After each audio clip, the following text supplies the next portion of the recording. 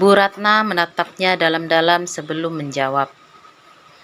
Tangisan. Ah, sudahlah. Semoga kalian betah. Ucap Bu Ratna sebelum masuk ke rumahnya. Namun ucapannya terlanjur membuat Linda gelisah. Saat malam tiba, Linda kembali mendiskusikan hal itu kepada Aditya, berharap suaminya akan merasakan hal yang sama.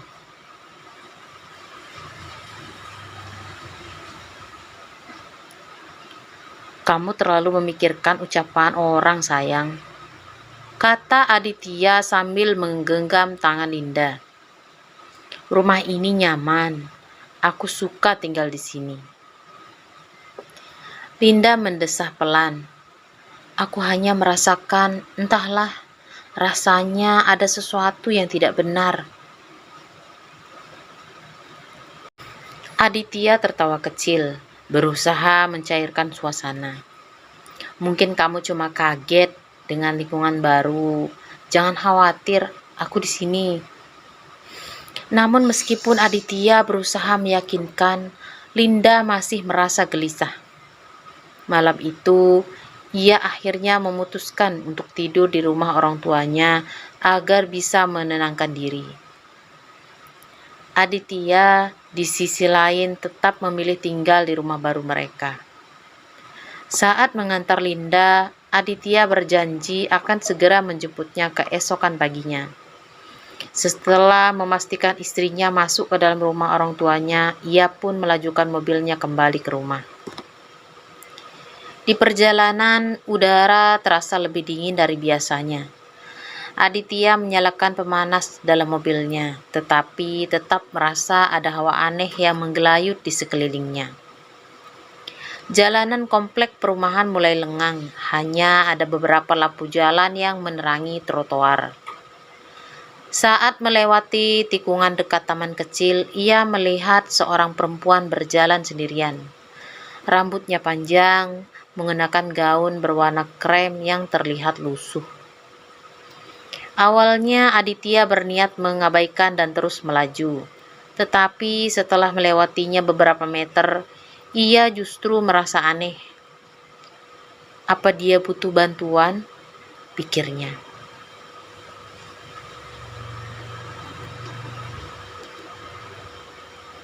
Aditya memundurkan mobilnya perlahan hingga sejajar dengan perempuan itu.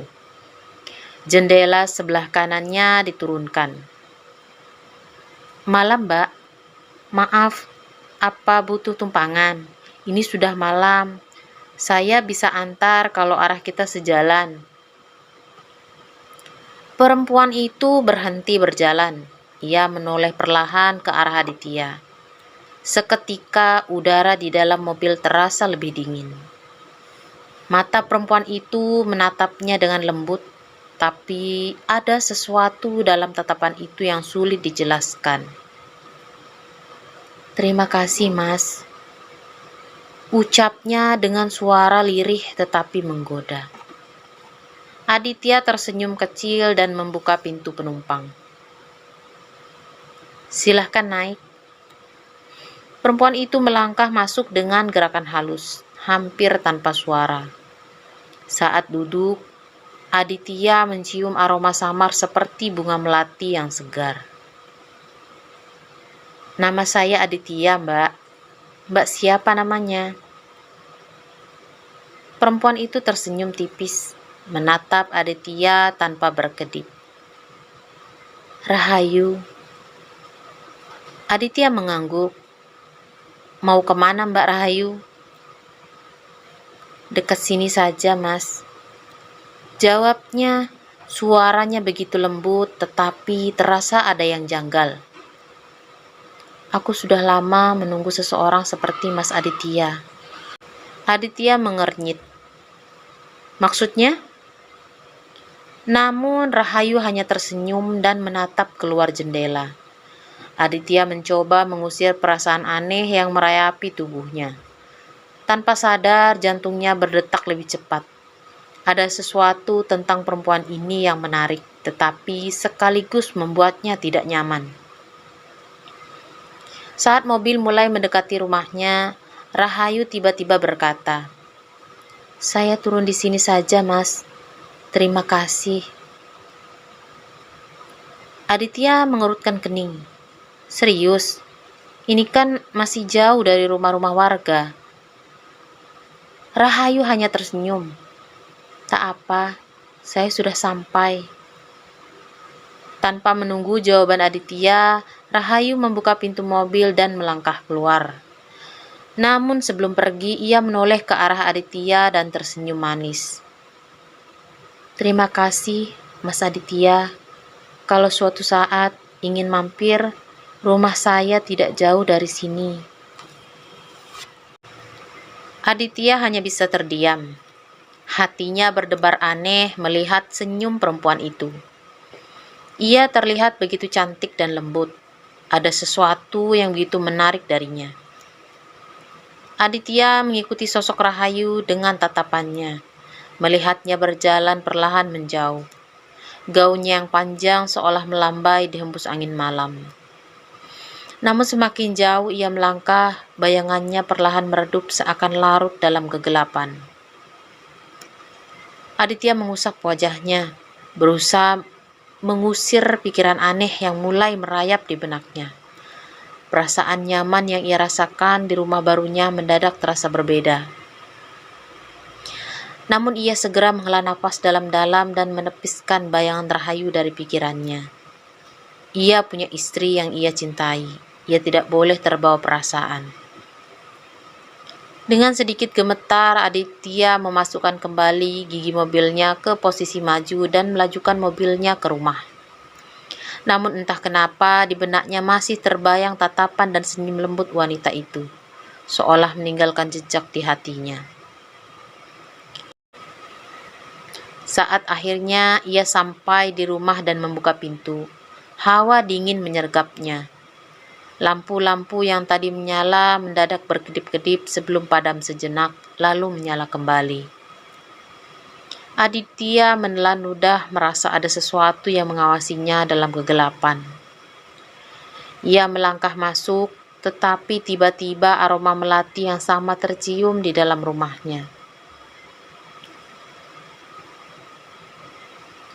Pagi itu Aditya meneguk teh hangat yang disajikan oleh ibu mertuanya. Ia yang datang untuk menjemput Linda duduk berhadapan dengan kedua orang tua Linda di ruang tamu yang sederhana namun bersih. Suasana sedikit tegang tetapi Aditya berusaha bersikap tenang. "Pak, Bu, saya datang untuk menjemput Linda.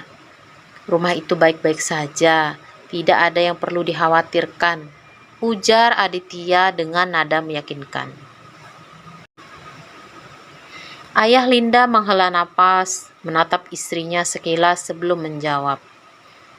"Nah Aditya, kami bukan tidak percaya, tapi omongan orang-orang itu membuat Linda ketakutan. Dia merasa ada sesuatu yang mengganggu di rumah itu." Aditya mengangguk. "Saya mengerti, Pak, tapi saya yakin itu hanya sugesti. Linda mungkin terlalu lelah dan terpengaruh dengan cerita yang beredar. Saya tidak ingin dia semakin larut dalam ketakutan yang tidak berdasar." Ibu Linda menatap menantunya dengan cemas. "Tapi dia bilang dia melihat sesuatu, Nak. Kamu yakin dia hanya berimajinasi?" Aditya tersenyum kecil. "Saya ada di rumah bersamanya, Bu. Saya tidak melihat atau merasakan apapun. Kalau ada yang aneh, pasti saya sudah menyadarinya. Saya ingin Linda kembali. Rumah itu rumah kami, dan saya tidak ingin dia merasa tidak nyaman di rumah sendiri." Linda yang sejak tadi diam, akhirnya menghela napas panjang. Ia menatap orang tuanya, lalu Aditya. "Baiklah, aku pulang. Aku tidak ingin terus-terusan takut." Malam itu setelah kembali ke rumah, Linda dan Aditya menghabiskan waktu bersama seperti biasa. Namun setelah mereka melakukan hubungan suami istri, Linda terlelap dan masuk ke dalam mimpi buruk.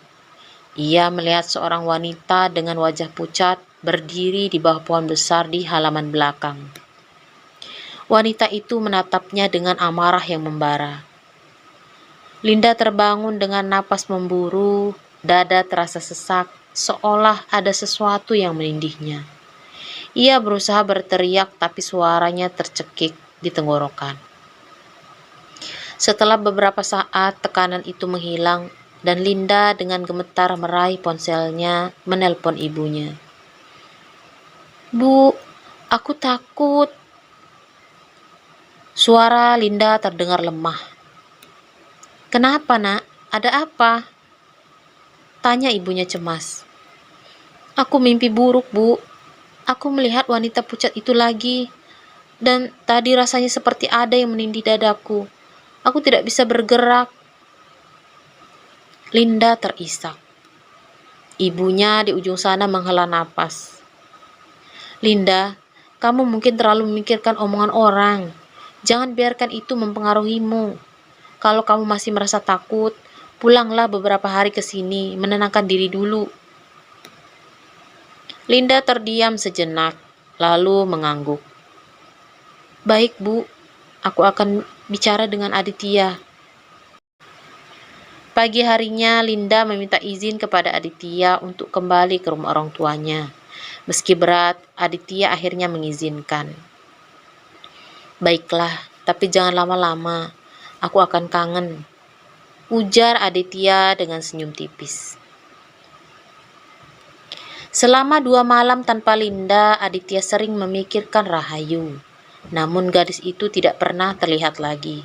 Hingga pada malam ketiga, saat hujan turun deras disertai petir, pintu rumahnya diketuk.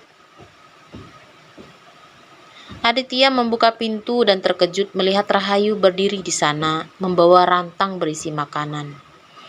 Wajahnya sedikit pucat dan pakaiannya basah karena hujan.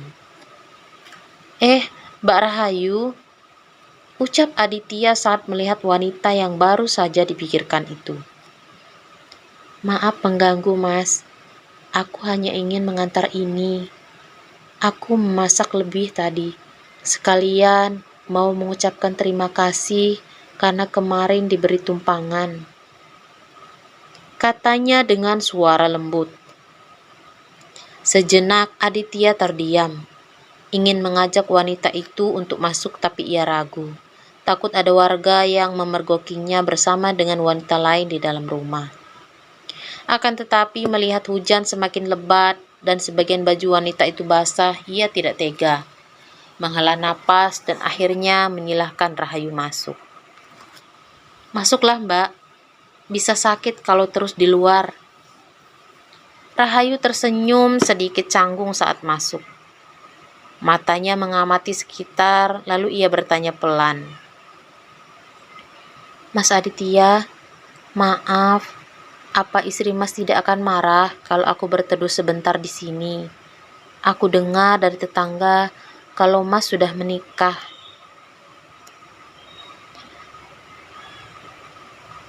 Aditya terdiam sesaat, lalu menggeleng. "Linda sedang pulang ke rumah orang tuanya. Tidak apa-apa, Mbak Rahayu. Aku tidak keberatan kau berteduh di sini." Di bawah cahaya lampu temaram, Aditya memperhatikan gadis itu. Sebagian bajunya basah menempel di tubuhnya, memperlihatkan lekuk tubuh yang sempurna. Aditya menelan ludah, matanya terpaku selama beberapa detik. Wajah Rahayu tampak begitu cantik dalam cahaya redup. Dan ada sesuatu dalam sorot matanya yang membuat Aditya sulit berpaling. Rahayu menyadari tatapan Aditya dan tersenyum tipis. "Mas Aditya pasti bertanya-tanya, bagaimana aku bisa tahu rumah ini ya?" Aditya terdiam lalu mengangguk. "Iya, kita baru bertemu sekali, tapi bagaimana kamu bisa menemukan rumahku?" Rahayu tertawa kecil. "Aku sering lewat sini, Mas. Sebelum aku tahu siapa Mas Aditya, aku sudah sering melihat rumah ini.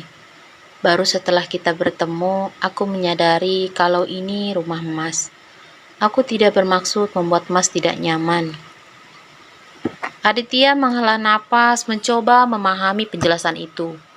Oh, begitu ya. Aku tidak menyangka. Rahayu duduk di kursi, meletakkan rantang di meja. Aku berharap Mas suka. Aku tahu Mas sering makan sendiri, jadi aku pikir mungkin bisa menemani. Aditya berdehem mencoba mengalihkan pandangan. Terima kasih Mbak Rahayu, kamu baik sekali. Rahayu tersenyum malu-malu. Aku hanya ingin membalas kebaikan Mas. Lagi pula, aku senang memasak.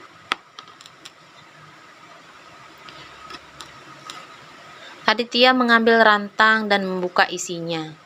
Aroma makanan yang masih hangat langsung menyebar membuat perutnya bergejolak lapar. Namun saat ia hendak menyuap makanan itu ke mulutnya, samar-samar terdengar suara bisikan di telinganya. Jangan makan, Mas. Aditya tersentak. Ia menoleh ke kanan dan kiri, tapi tidak ada siapapun selain Rahayu yang menatapnya dengan senyum lembut. Kenapa, Mas?